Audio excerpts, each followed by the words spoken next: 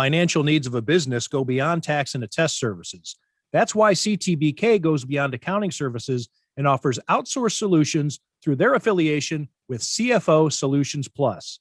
These additional services allow clients to focus on their operational and long-term strategic goals.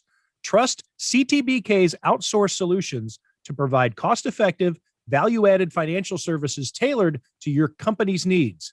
Call CTBK at 716-630-2400. Again, 716-630-2400.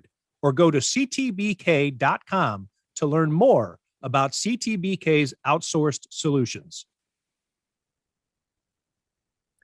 Welcome to another edition of Tim Graham and Friends, brought to you by CTBK, CPAs and Business Consultants. I'm Tim Graham of The Athletic, here with my co-host Jonah Bronstein of Bronstein Enterprises. Have there been any recent acquisitions or mergers that CTBK has helped Bronstein Enterprises with, Jonah? There have not. Okay, so, Bronstein Enterprises Plus, what were we going with? What's the new branding? Bronstein Sports Plus was Bronstein, bandied about, yes. What did your marketing team settle on? Bronstein Enterprises. I see. We're back to the beginning. Well, we will see what happens if there are any mergers or acquisitions. As CTBK specializes, they'll be happy to walk you through some of those things. By the way, I should say, I talk about CTBK and the promos at the beginning and the end of the podcast, but I had some one-on-one experience a few days ago with some financial planning with CTBK. Gave me some good advice. Lee Enterprises is offering some lump sum payments out of the pension plan from my time at the Buffalo News. So I ran that past CTBK and they gave me some great advice, and they're good people. I mean, they know what they're doing. They brought up a bunch of stuff that I didn't even think of. I thought I had it all planned out. I gave them a bunch of bullet points as to what my questions were, what I was concerned with.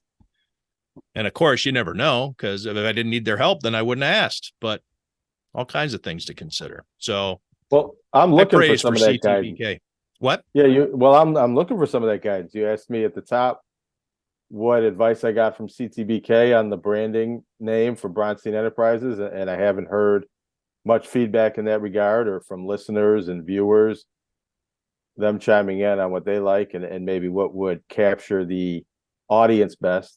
So I'm open to feedback there and any guidance we can get from sponsorship. Well, it may behoove you to reach out to CTBK, as I did. You can't just lay it all out here on the podcast and expect to get a phone call from a specialist. Yeah, you have to know if you're serious, Jonah, much like these Miami Dolphins that we said we questioned their seriousness a few weeks ago. People need to know if you're serious about these mergers and acquisitions. Well, that's where I was going. I'm not sure I can take it seriously. It's your joke. It's your bit. You're the one that's been coming up with it the whole time, and then you're asking me serious questions about it. And sometimes I can come up with a funny response, and sometimes I can't. So not only am I looking for feedback on the actual name, but I need joke material from anybody watching and listening. They can help me come up with comebacks. Yeah, absolutely. And what also we would like from those listening or watching on YouTube, please like us, subscribe, rate us, give us the thumbs up, however many stars you can muster, whatever platform you use in their grading system. Please, we beg of you, hit those buttons for us. It helps out with some of the things that we can do, especially on the YouTube side. The more subscribers you have, the more YouTube opens things up. They unthrottle some of the things that they allow creators to do. So please give us your love. We crave it.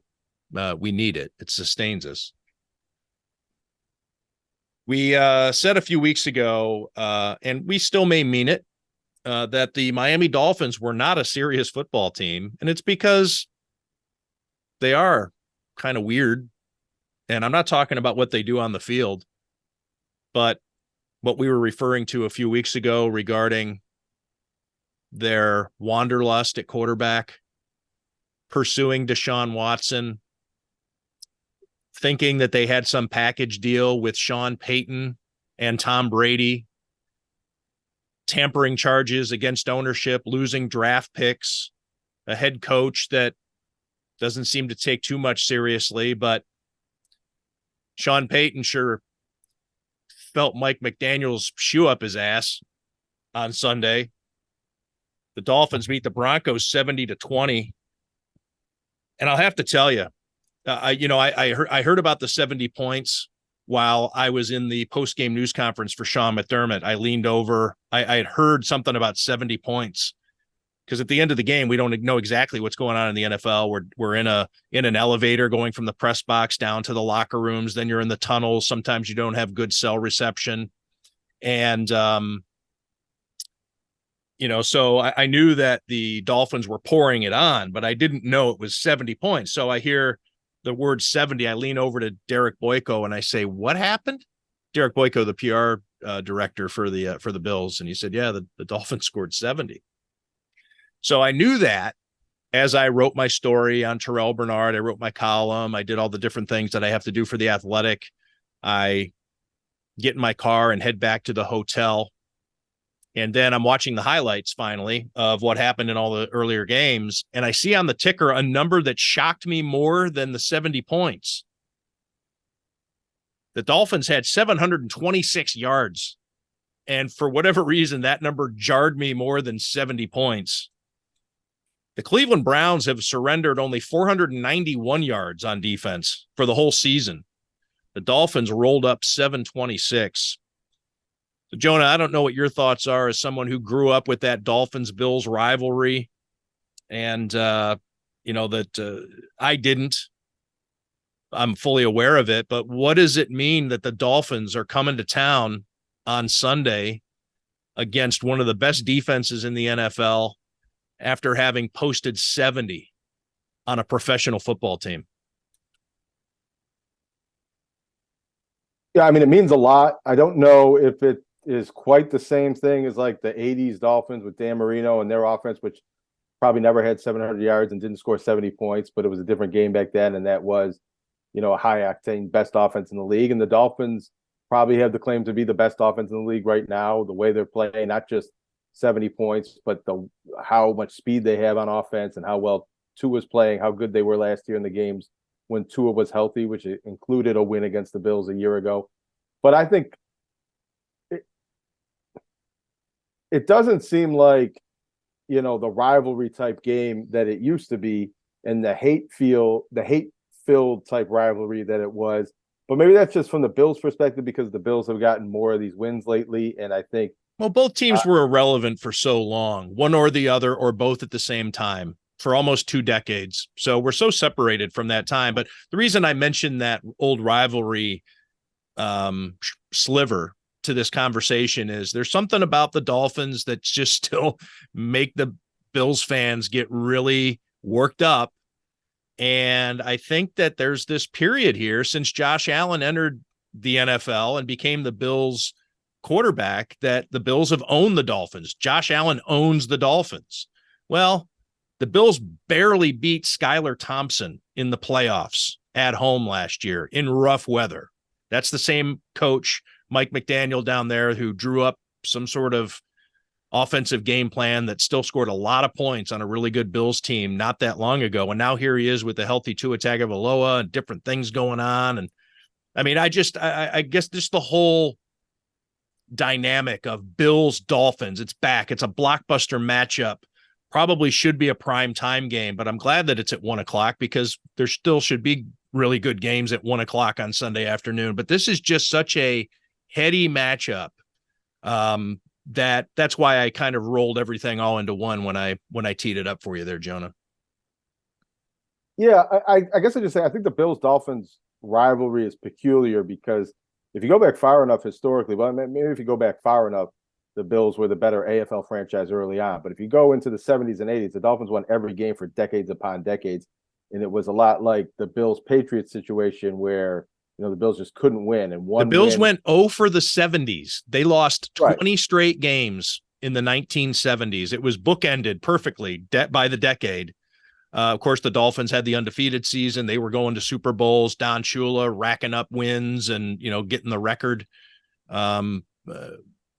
for most wins all time by a coach, all that good stuff. So yeah, it was one-sided. So when the Bills finally started winning, I think it was more of a rivalry for Bills fans than it was for Dolphins fans. For the Dolphins, the Jets were their rival back then. Right. And I don't think the Bills Dolphins rivalry means anything close to what it used to, and is maybe the third biggest rivalry in the division for the Bills right now. I think that's a fluid thing that changes year to year. The Patriots rivalry is maybe not what it was when Tom Brady was the quarterback a few years ago, but Bill Belichick feels like the Don Shula of this era in that regard. And the Jets still feel like those games are more bitterly fought and a bigger rivalry in the moment. But the Dolphins rivalry probably should be. They played in the playoffs in the wild card round just last year, and there was, they split the series last year. Josh Allen and the Bills had dominated for a few years before that.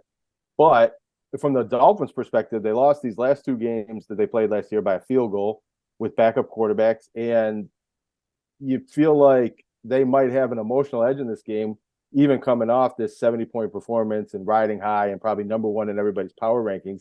They are coming in as an underdog and might feel like they are the underdog with a little more to play for. But I think I just want to put, because you just mentioned the phrase underdog, Jonah. For those listening who don't know, it's not Jonah just saying something in passing. The Dolphins are underdogs in this game. The Bills are favored by 2.5. It opened at 2, and I think it's gone up a little bit. I think the money's coming in on Buffalo. Yeah, but that's probably the way it should be. If you look at it, it's about a pick-em game with a home field advantage. The Bills are still one of the very best teams in the league, playing very well, especially on defense. And if they were playing this game in week 1 and on neutral field, I don't think you would favor the Dolphins. And now they are coming off this historic offensive performance and look really, really good, especially on that side of the ball. But I still think it's premature to say the Dolphins are absolutely better than the Bills. And that's probably what makes this game so interesting, is that we don't really know which team's better, and we don't really know how this is going to play out. A lot of times you can look at a game like this and say the Bills are playing at home against a younger quarterback, they're going to win, or the Dolphins are better than the Bills. The Bills, when they weren't as good a few years back, you kind of could pick their losses on Monday very easily. This is a game where Monday coming into Sunday, there's a lot of intrigue because we don't know how it's going to play out. Don't know if it's going to be a high-scoring game or a defensive battle. I don't know what my prediction is going to be. I'm not a big prediction guy, as you know, but I have to make one for the Channel 4 show, Buffalo Kickoff Live. So around 11:55 on Channel 4 with the rest of the crew, I'll be making my pick. I don't know which way I'm going to go, but the Dolphins clearly, just a fascinating game. They could have broken the record if they wanted to. Mike McDaniel called off the dogs. He had a lot of backups in the game late. Devon Achane, running back who came into the game with 2 touches on the season, scored 4 touchdowns against the Broncos, 2 of them in the fourth quarter. So it's not like this guy was the lead dog that was just pounding the ball out. The Dolphins were just trying to finish the game. Robbie Chosen scored a touchdown in the fourth quarter, 1 catch for 68 yards. And you're saying Robbie Chosen, you may remember him as Robbie Anderson, formerly of the New York Jets and the Carolina Panthers. He changed his name. But you're going to tell him to stop when he has a chance to score a 68-yard touchdown with his only catch of the game. It's the Dolphins knelt it out at the end. They could have kicked the field goal and at least tied the NFL record for most points in the game. I would like to say before we get too much further, and I didn't see the game. I didn't see all 60 minutes. I'll go back on NFL Plus and watch the game probably, I don't know, maybe tonight. I mean, there's 2 games on Monday Night Football, maybe tomorrow, just to get a better feel of the Dolphins game. But watching the highlights, the Broncos look like they just quit. And the Bills are not going to quit. You can fret over whether or not Jordan Poyer and Micah Hyde have lost a step and whether or not they're going to be able to take great pursuit angles against people like Tyreek Hill and Raheem Mostert and those guys. So, okay, worry about that. But the Bills are not going to quit, and they're going to get after Tua Tagovailoa in a very aggressive way. He's had bad luck against the Bills in terms of staying healthy for an entire game. And the Bills are one of the great pressure defenses in the NFL so far this season, despite not blitzing much. Some great analytics out there regarding the Bills' reluctance to blitz because they don't need to. The front four just getting the penetration and still making these splash plays like Terrell Bernard did with his historic day. A.J. Epenesa's pick six. Tre'Davious White having a really good analytics season so far. The Bills defense is legit. 35 points all season that the Bills have given up, 2 on passing touchdowns, 0 rushing touchdowns allowed. And by the way, one of those touchdowns was a miracle catch. Garrett Wilson had to bat the ball a couple of times to himself to beat Tre'Davious White in excellent coverage in the Monday night opener. And one of those touchdowns is a punt return in overtime. So right, of those 35 points, yeah. And in regulation is giving up less than 10 points a game. Yeah, so that's obviously where Las Vegas is looking at that at when they set the spread at -2 or -2.5 for the Bills to be favored at home on Sunday. I just want to point out we're doing this right before the kickoff of the early game on Monday Night Football. But heading into these Monday night games, just another stat to put out there. 20 teams in the NFL have given up 70 or fewer points all season. Now, that includes all 4 teams that are playing tonight. But if Tampa Bay gives up fewer than 36 points, they'll still come over. LA has 27 points to spare, Philadelphia 22, and Cincinnati 19, and they'll still be at 70 or under. So that's 2/3 of the NFL has surrendered fewer points than the Dolphins scored in their one game against the Broncos. So clearly, a big anomaly. It hasn't happened since 1966. I don't think that we can expect the Dolphins to do this on a regular basis, and particularly not against a defense like the Bills. Oh, the floor is yours. I was talking there for a long time, Joan. I'm sorry. Yeah, I don't think. I mean, the score resets to 0 and the yardage resets to 0. The Dolphins are hot, and you think there could be a lot of momentum from the way they're playing offense, not just in this game, but the season in general, and how much of a rhythm they just seem to be with their quarterback and their players and the play calling and the coaching and everything. But they're not going to score 70 points, and the Bills defense is not going to allow the same type of explosive plays. I mean, that might be the game plan to play over the top and to specifically keep some of that stuff from happening. And the Bills aren't going to quit in the second half as the Broncos might have.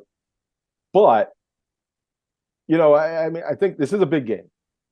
But it does remind me of the opener in a little bit, where it feels like there's a lot of hype going into it, as if the division title will be decided in this game, and the best team in the AFC and whoever's going to go on to the Super Bowl will be determined on a Sunday in September. In the case of the opener, that was a Monday night.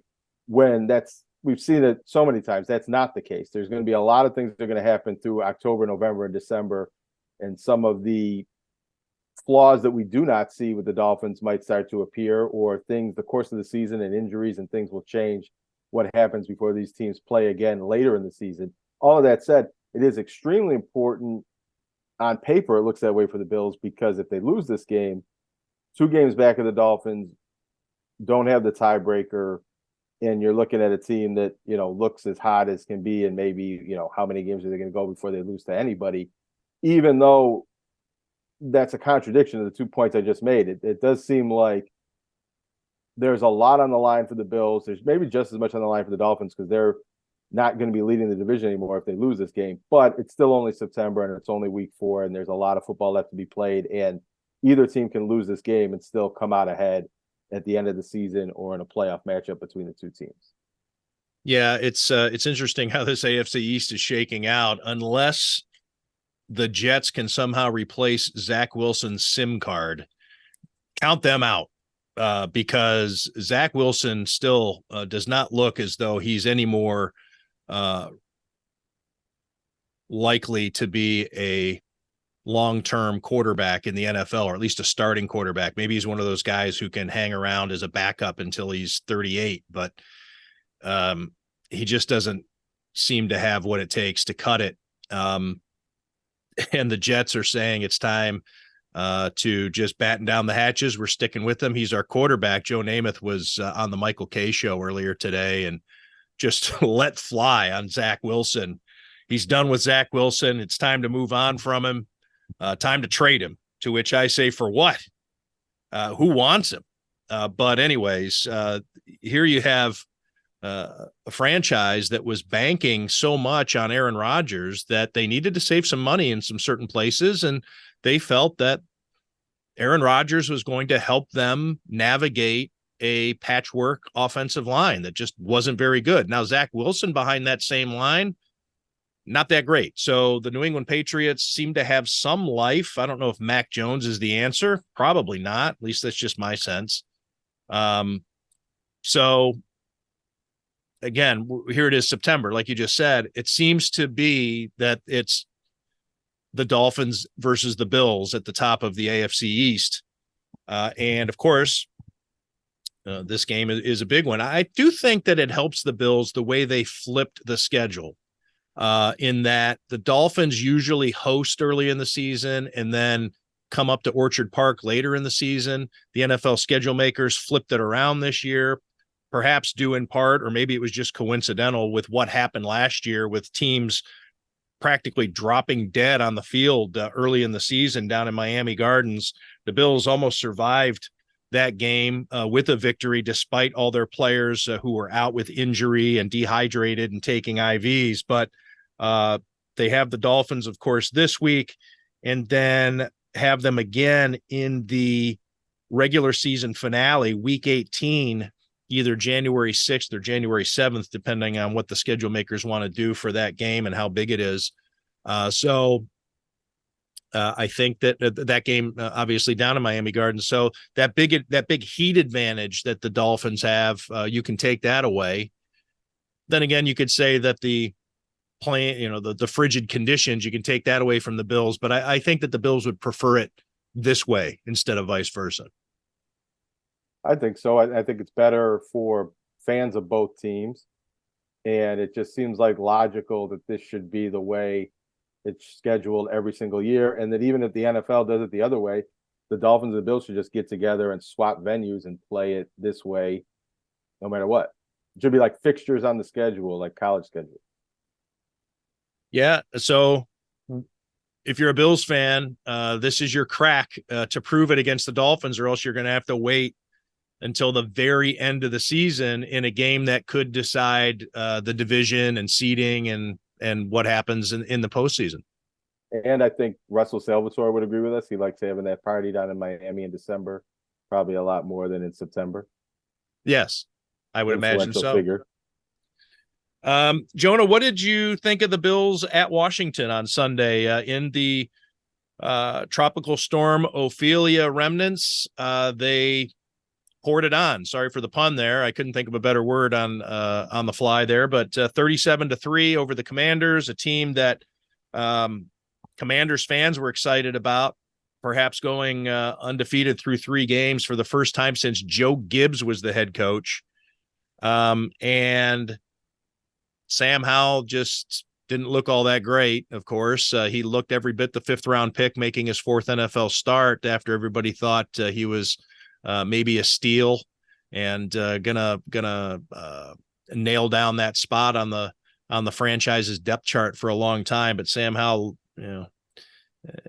was overwhelmed by the Bills defense. So many great things happening for that Bills defense. Sean McDermott, hell, we're not talking about whether or not it was a mistake for him to take over the play calling, not after 3 games anyway, not even after week 1, when the Bills did have a couple of flaws, not being able to tackle Breece Hall, especially. But Sean McDermott has been calling a borderline flawless defense through 3 games.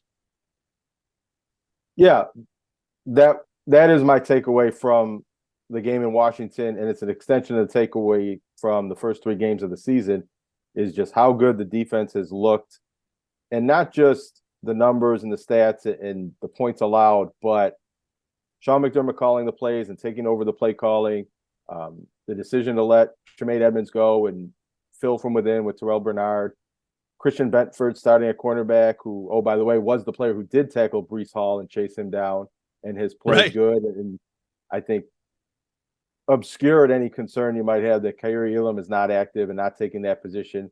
The defense as a whole, especially the back seven and the pass defense, has looked so good. And in this game, the defensive line without Von Miller putting that much pressure on the quarterback. And the Bills haven't played the greatest group of quarterbacks or the greatest offenses in the league.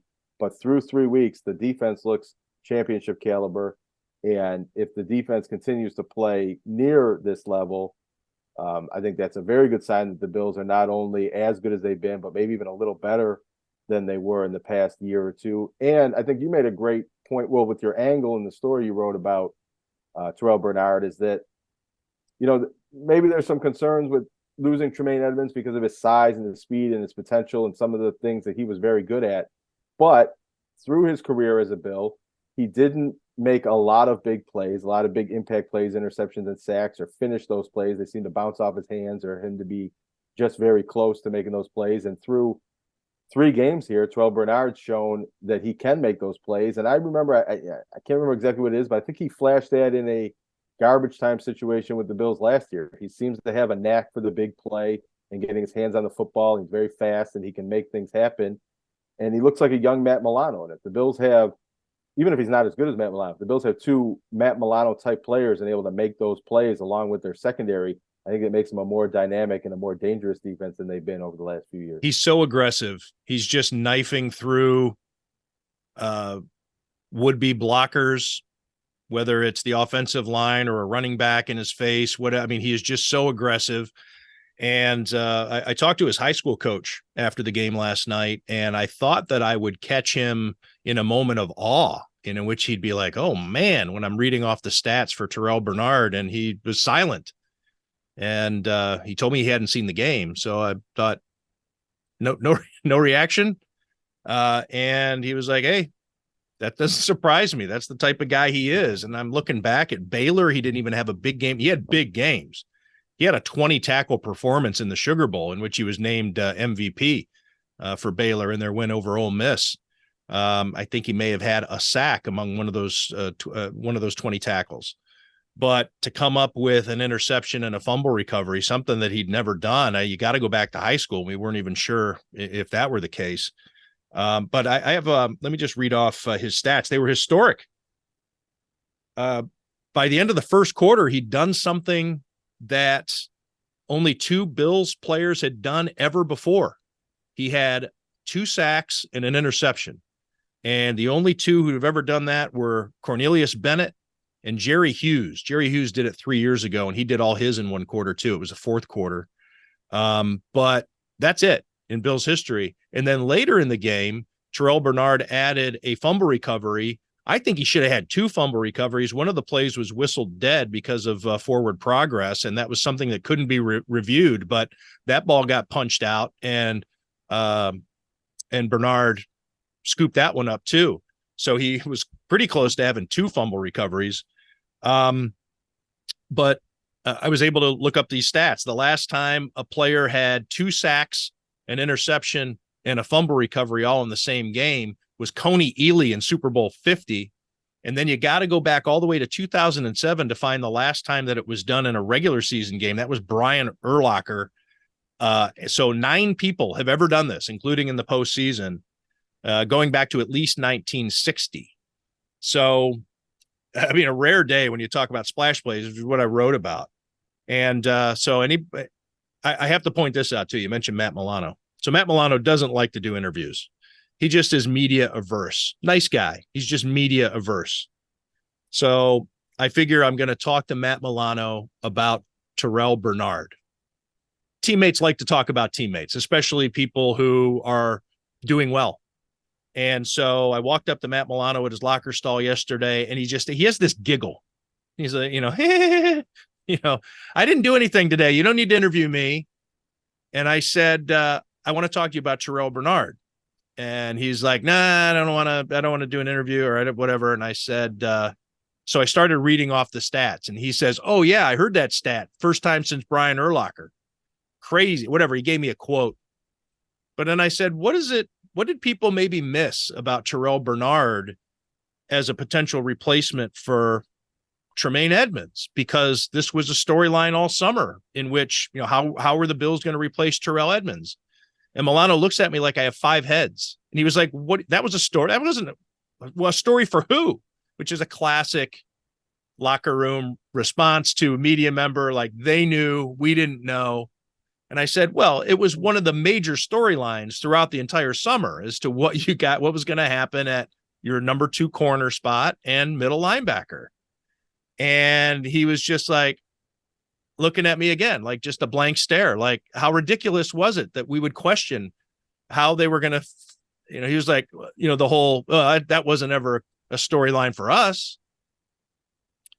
And so anyways, it's the gamesmanship that gets played, but it would have been nice for Matt Milano to tell me a little bit about what it's like to play alongside Terrell Bernard. But there are some guys who are there's some peculiar media personalities in this Bills locker room. But Matt Milano's one of them. And I thought he'd be happy to talk about Terrell Bernard, and no, he just wanted out of that. He just wanted out of there. I'll be quick here because I don't think we need to relitigate the Bills middle linebacker competition from training camp. But Von Miller kind of did the same thing, talking about Terrell Dodson and wondering why anybody was asking why there was a middle linebacker competition and it was his job, and nothing. Right. Oh, I forgot about that. I should have kept. I forgot it. That should have been in my column. Yeah, Von Miller essentially gave the job to Terrell Dodson in training camp. Yeah, and the Bills were rotating 4 different players at that position at one point, and Terrell Bernard was playing a little bit outside sometimes with the second team or whatever, so you weren't so sure that the Bills had committed to even playing him in the middle. And with his injury, I mean, now it looks like an easy decision. 3rd round pick last year, and look at all this talent, and how could you ever not see that coming? But if it was so obvious, the Bills would have made Terrell Bernard the starting middle linebacker in minicamp, and it wouldn't have been this, 4-way competition and intriguing situation all the way up to the cutdown day of the season. In fact, after Terrell Bernard was named the opening day starter, people thought it was going to be temporary because they signed Christian Kirksey, the 10th year NFL veteran, right, and put him on the practice squad with the assumption that he's just there until he learns the defense. He's going to learn the calls, and then he's going to be ready to go, because Bernard can't possibly be our middle linebacker. He's not big enough.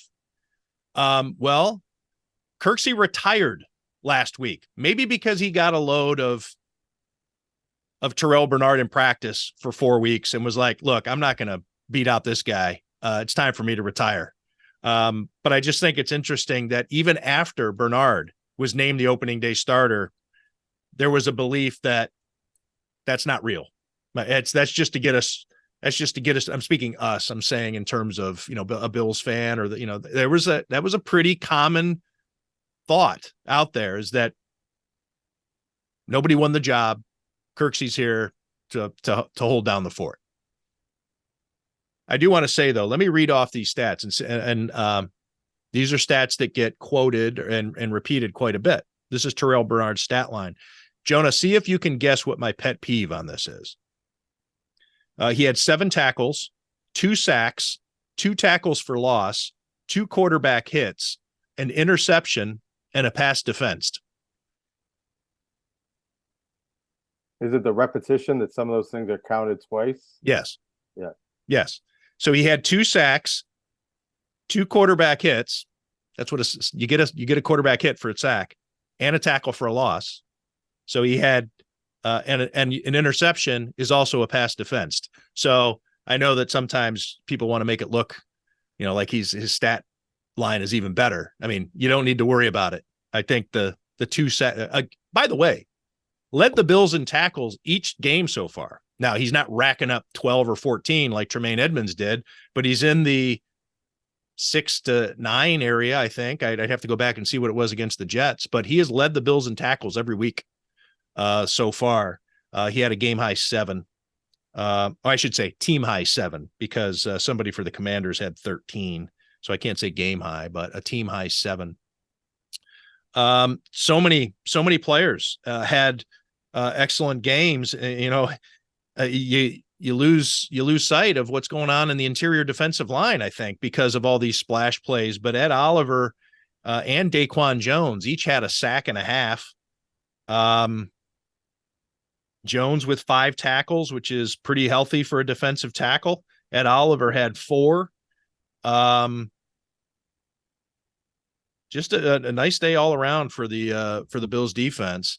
Daquan Jones, by the way, I retweeted Alex Brasky. He caught note of it that Daquan Jones is starting to feel it a little bit on social media in terms of not getting the credit. Ed Oliver, having a sack and a half day, got some sort of plaudit from the Bills PR account. And he was like, "Hey, what about me?" And then NFL Network or NFL Next Gen Stats, I think it was, had a stat on pressures in which he was on the list, but he was in the fine print because they ran out of room. But he was tied with somebody else who got full credit on the graphic. And he's like, "Hey, why do I get the fine print? What about me?" He's had a pretty good season so far. I mean, it's only 3 games, but Daquan Jones has been an underrated addition to the defensive line. Jonah, I want to shift over. Last Bills thoughts. I just wanted to get over to the Sabres. I think he was an important player last year, and I'm forgetting the exact details, but injuries, both games he missed and I think games he played hurt. I think that made a difference in some of the Bills' defensive performance when he wasn't at his best in the second half of last season. Right. But when you have AJ Epineza with the pick 6 and all this other stuff, Tre'Davious White with a pick and Micah Hyde with a pick, both a couple of acrobatic plays, I thought. Leonard Floyd with sacks on back-to-back plays. That signing's looking to be very fruitful for the Bills.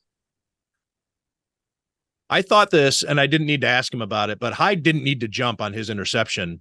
That could have been a pick 6. He jumped. I think he just wanted to make sure he got it. Maybe it was because of the wet conditions, but that could have been a pick 6 also. Tre'Davious White, his interception in the end zone. So that was to snuff a drive deep into Bills territory. Sabres preseason home opener is tomorrow night. Okay. Tuesday night. You've been out there. What are your thoughts on what you've seen so far? And this is coming from somebody who's covered his share of NHL training camps. They're a bit of a mess in terms of what to look at. You got players all over the place. Sometimes you got overcrowding on the rink. You got guys going on multiple rinks. They're playing shinny, going sideline to sideline a little bit. But anyway, what's just been your general takeaway from what you've seen at Sabres camp so far?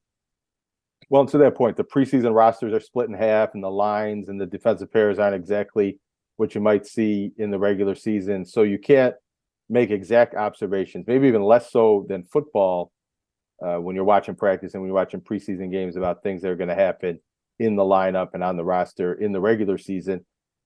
And I think it was more, if you don't know what you're seeing, it was more interesting what we were hearing coming out of the Sabres in the first round of interviews with Kevin Adams and Don Granato and key players on the team coming out of the first couple practices. And it's a different vein of confidence.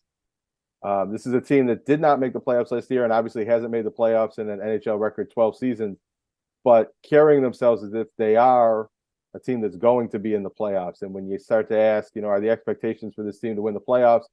The talk quickly goes to winning the Stanley Cup. And that might be premature, and it could be a bit of overconfidence for the team to already assume that it's a playoff team with the other good teams in their division and the conference. But it is the type of confidence you want to have from this team. And I think it shows a different level of maturity from the older players, Kyle Okposo and the free agent signings that they brought in, to the younger players getting older, that they've been in the league long enough and they know how close they were last year. And they just seem to know that they're a team that's going to win more often than they lose and be in the playoffs by virtue of just being one of the better teams in the NHL. Whether it plays out exactly that way, adding a guy like Eric Johnson. Exactly. And Eric Johnson coming in because he sensed how good the other players were. And he might make a difference, but it's not like he's coming in to lift up the talent level. He's kind of riding along with maybe a next wave team. And players like Rasmus Dahlin and Tage Thompson and Alex Tuck, they seem to have this confidence carrying themselves as if they are already a playoff team when they're not yet at that level yet. And saying that makes it sound like that could be a dangerous thing, but it seems like this team at this moment where they are, that seems to be something that's in their favor right now. What's been your sense of Eric Johnson? Have you had a chance to chat with him or to talk to other people about what his presence has been? Well, I was on the Zoom call when they signed him, and then we were waiting for him to come off practice and talk on the first day, and we were waiting and waiting and waiting. About an hour later, we all left before Eric Johnson came to the media room, and then he spoke the next day, and I wasn't there. So I haven't gotten, a direct interaction with him yet. And my main impression I have is a spider right in my eye, and let me get him. Oh, now he sees me coming after him. Now he's climbing. Oh, there's an Easter egg for those who may be watching on YouTube. I don't think I got him. He'll be back. Sorry. So I think the biggest impression with Eric Johnson is how old he is, because, he had the length of treatment required after his first practice at training camp was so long that, everybody gave up on waiting around to interview him. And, one of the more,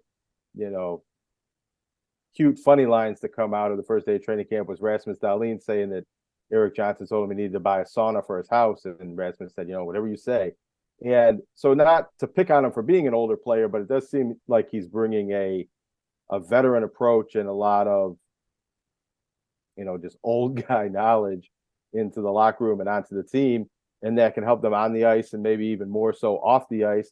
And Connor Clifton, being a player who's not quite as old, but experienced and been around and been on winning teams, seems to be bringing a similar element to that. And you add that with Kyle Okposo and Zemgus Girgensons. They don't have Craig Anderson, although he was there at the first practice. So I don't know. I haven't seen the numbers if they're going to be the youngest team in the league again this year. They probably won't. But they seem to be just an older, wiser team than they were a year ago in a lot of different ways. So much rides on the young goaltender, Devin Levi. Maybe he's the real deal, or maybe he has a slow start and he gets to be the real deal in a year or two. I mean, the Sabres have been so slow with their other goaltenders, saying, they need seasoning, more time in Rochester. And now here's Devin Levi, and they're ready to go full bore with him. Risky, not risky? Well, I think you could call Devin Levi a player who seems wise beyond his years, to sort of fit with the theme of this conversation.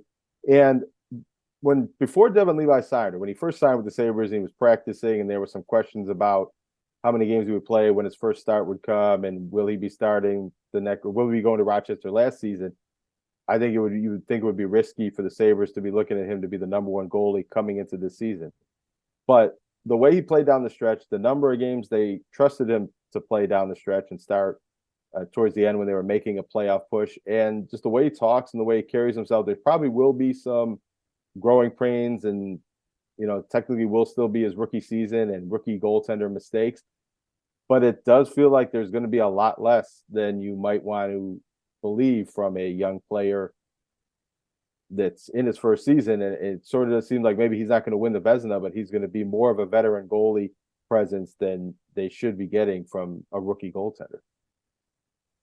Yeah, the Sabres have made some mistakes with their goaltending in recent years, maybe letting a really good one get away. Now, of course, the Boston Bruins are a better team, and he has better support around him, banking on one guy over the other, leaving one guy down, bringing another guy up, not signing the veteran or a different veteran, and deciding Craig Anderson was going to fill that role. It was obviously a frustrating season from a goaltending analysis standpoint, at least from Sabres fans, I thought, regarding all of the what ifs, and had the goaltending been better last year, where things may be with the organization. Do you think it was a missed well, of course it was a missed opportunity to not make the playoffs last year. We saw what the Florida Panthers were able to do, getting in as the 8th seed, but do you think that the Sabres would be further along had they tasted the playoffs last season?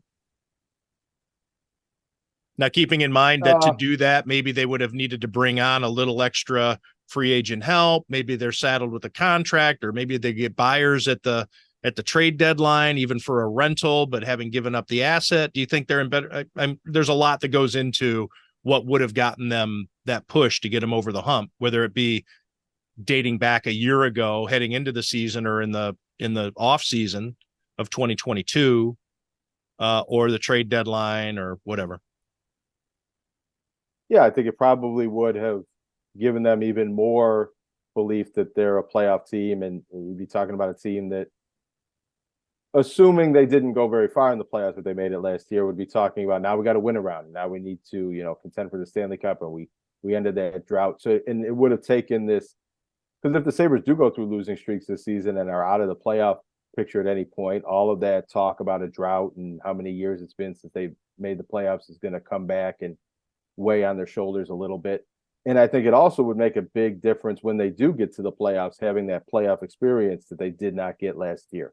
But at the same time, in the development of this team, and especially the younger players and where they're going, I don't think it was any sort of missed opportunity. They're still on schedule. Last year wasn't really supposed to be the breakthrough year. I think it's this year is the year they break into the playoffs, and probably are still maybe a year away from being. Yeah, but just because it wasn't supposed to, isn't that a bit of a rationalization of why it was okay? I mean, just because it wasn't supposed to be a playoff season. But that was, I just don't understand why people are wringing their hands that they didn't make the playoffs last year, aside from wanting to see the playoff games and how fun that would have been. I don't think that they took any step backward by not winning. No, I would agree. I didn't know if maybe there's something to be said for the experience of having some playoff exposure. I don't think that they are stunted, or no, they certainly didn't regress in any kind of way from a organizational development standpoint. At least I don't think they're going to suffer this year for not having gotten into the postseason. And that was like there's no window at play. It's not like some player we wasted so-and-so. Well, it's not like Josh Allen only gets so many kicks at the can. This team is so young that the window is there. Now is the window, but yeah, it's not like you wasted somebody's prime season because they're getting past their prime. Yeah, I don't think that anything was lost by not making the playoffs last year. There was a big kind of theme of the postseason press conference with more so Kevin Adams, but a little bit with Don Granato, and there were some tough questions about, did this team, miss an opportunity, and they pushed back on that and said that, that they didn't think it was a, sorrowful moment that the Sabres came one win away. I guess that's the debate there. Did they lose because they didn't have, they have one too many losses and that kept them out of the playoffs, or did they have almost as many wins to make the playoffs? And I think that's something that was not celebrated, but kind of a proud stepping stone, that the team was in position to just almost make the playoffs. And one more win would have got them in, instead of with a veteran team or a team that had already been in the playoffs and you missed by one game, you're lamenting that 1 point that you didn't get in the loss and sliding backwards into the offseason. It seems like even though the Sabres didn't make the playoffs, what they did last year was a stepping stone towards whatever they might do this year.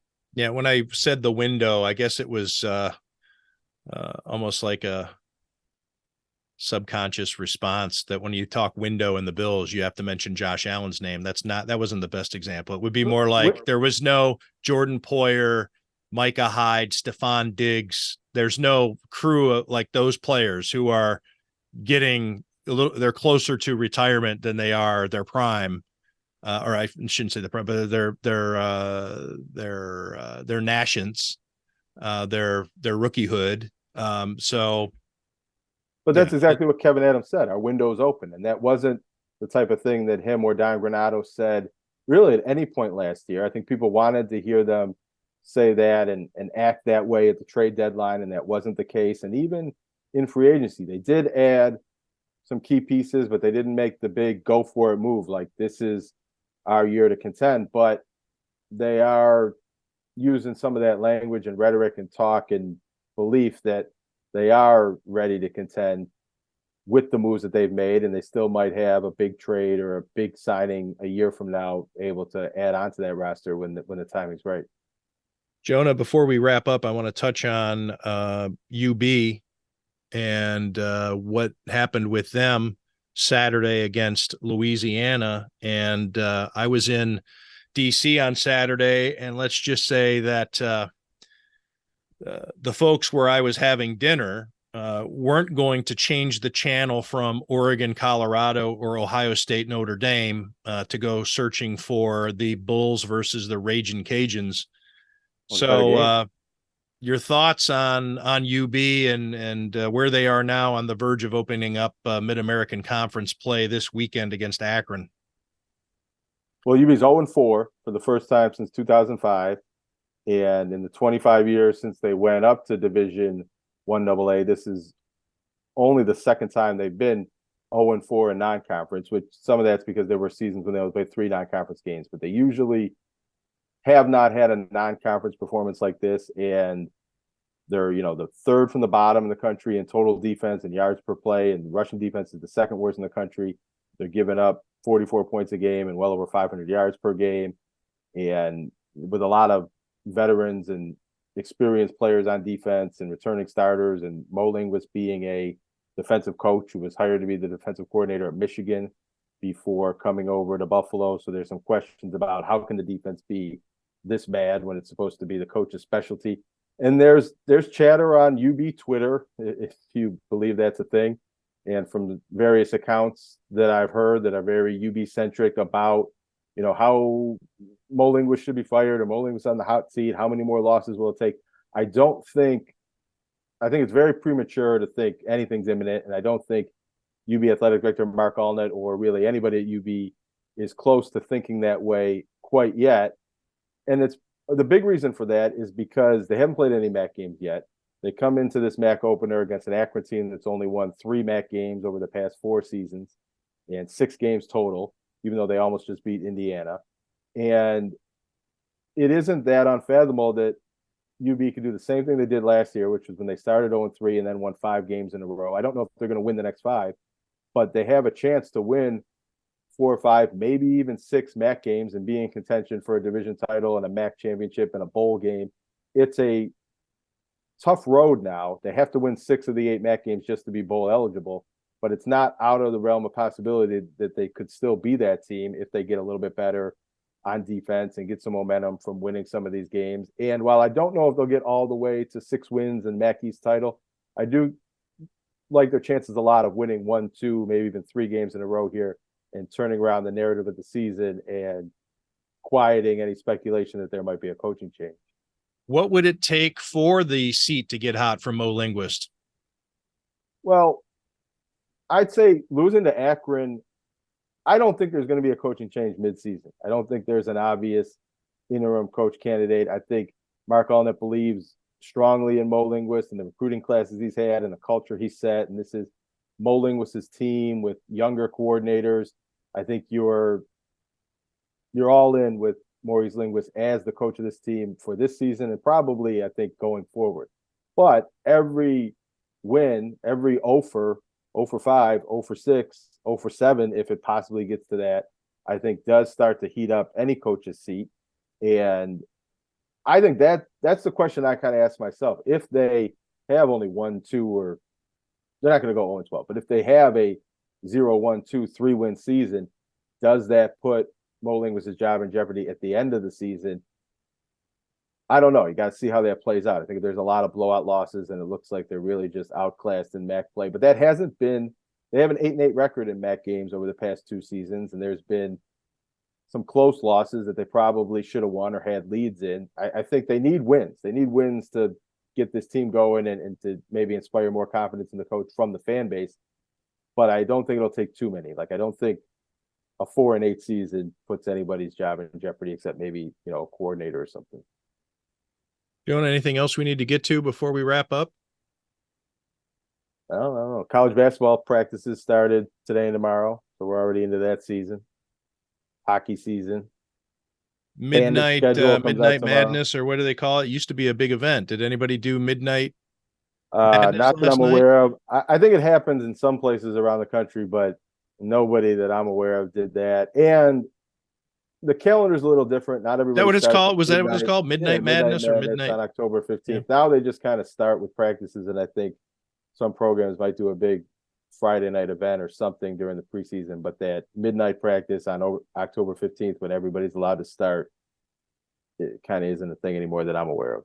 They should change it from Midnight Madness if they want to get the fans involved to Transfer Portal Madness. And is there a date when it opens? Is the transfer portal always open? There are windows, but it does seem like players come and go in and out of the portal at all times. And, but this is the start of the season. Most of the transfers have happened already. Anybody who leaves a team and goes to transfer now would be transferring for the following season. So the rosters are as settled as they'll ever be right now in the beginning of preseason.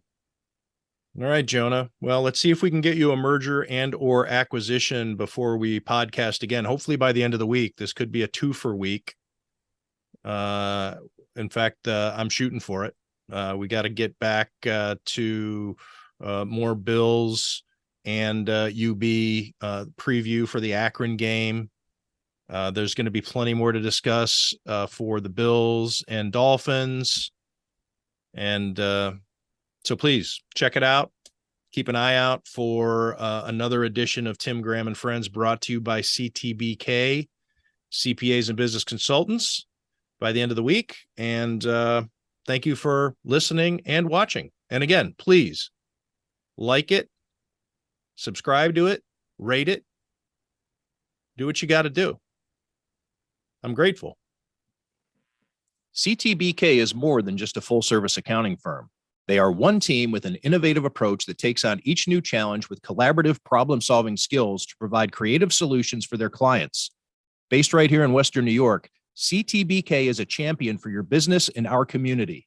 Additionally, CTBK goes beyond tax and attest services by offering a wide array of consulting and outsourced solutions tailored to meet the unique needs of your business, allowing you to focus on your operational and long-term strategic goals. Whether you're a large corporation, a small business, or somewhere in between, the team at CTBK is determined to help you succeed. Visit ctbk.com or call 716-630-2400. 716-630-2400 to learn how CTBK's one-team approach can work for you.